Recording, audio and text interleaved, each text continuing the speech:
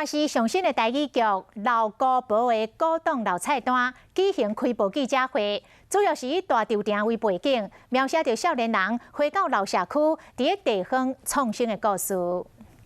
少年，我出走你，准备签约。好。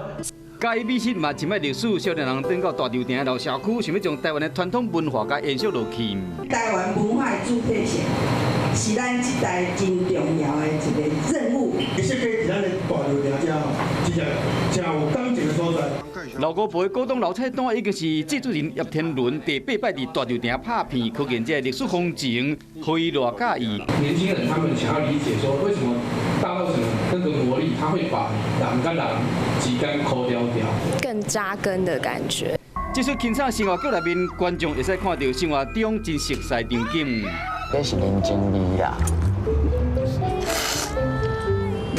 演员的阵容真坚强，金钟影帝梁少华、资深的歌手吴秀珠，也有真侪新生代演员拢有参加演出，要用正港的台语表演出传统文化的水。